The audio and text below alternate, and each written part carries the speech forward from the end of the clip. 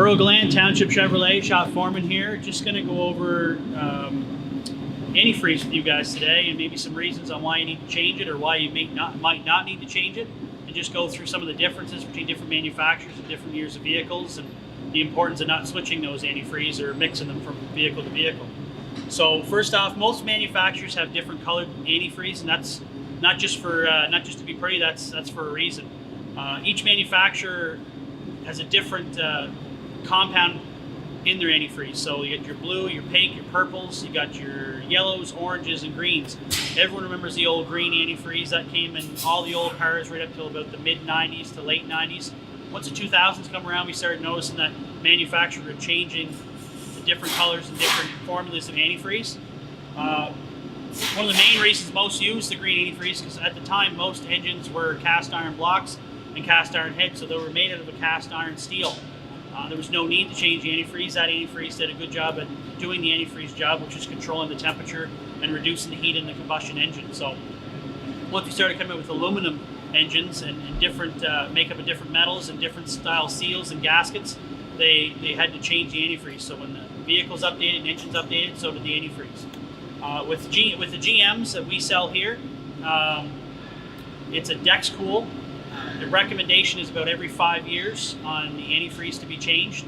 Depends on the type of driving you're doing. Some may be slightly earlier, some a little later.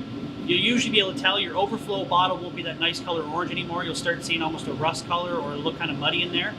That's because the antifreeze will become corrosive after a while, and it'll actually start to eat pieces of metal inside the engine and gaskets. So if you get some the steel in there will start to rust, and some of the aluminum will start to break down, so you get that muddy kind of look. So if you see that in your overflow bottle, that's kind of a sure sign that maybe you're going to be due for an antifreeze change. It's also important to note that if you check your antifreeze bottle, and there's usually a hot and a cold mark on it, you never want to do it when the engine's hot.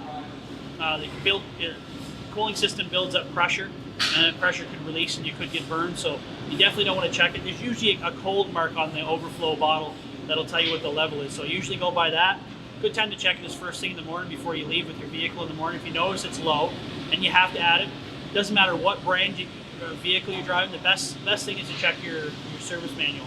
That'll tell you what type of antifreeze you want to use and what you want to put in there.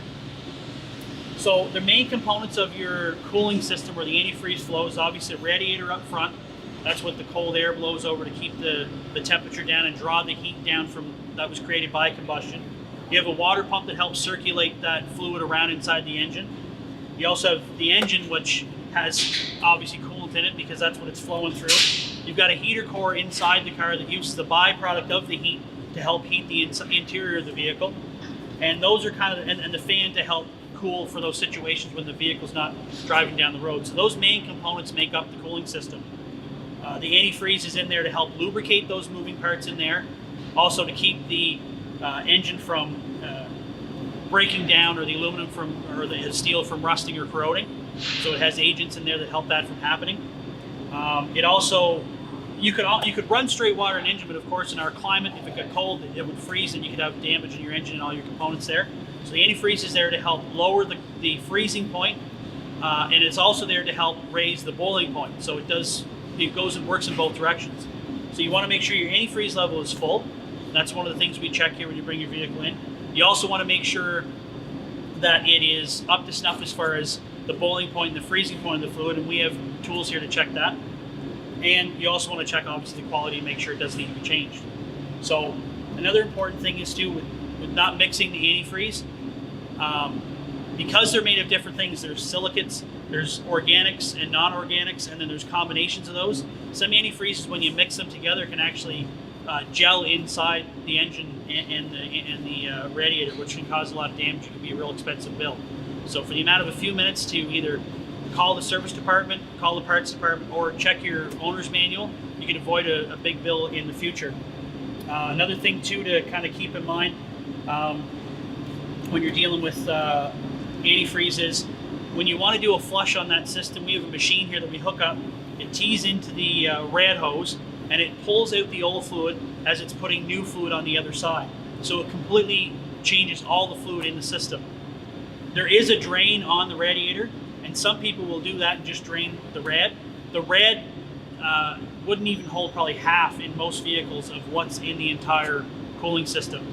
There's going to be still what's left in your engine block and still what's left in the heater core, and it's going to be all the hoses will still be full as well. So you definitely want to get a proper flush done when it comes time. So if you're wondering if your car needs to be done, you can bring it in to see us here at the service department, and we can take a look at you, and we'll judge it by mileage, style of driving, and the condition of your fluid, and we can let you guys know if you need to have that done.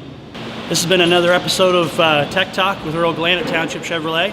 If anyone's got any questions or they got any comments, you can either call us here at the dealership. The number is 902-436-9444. Or you can even just drop a comment in the video below. Or if there's anything you'd like us to go over or discuss, just drop a comment. And look forward from hearing from everyone and seeing everyone. Thank you.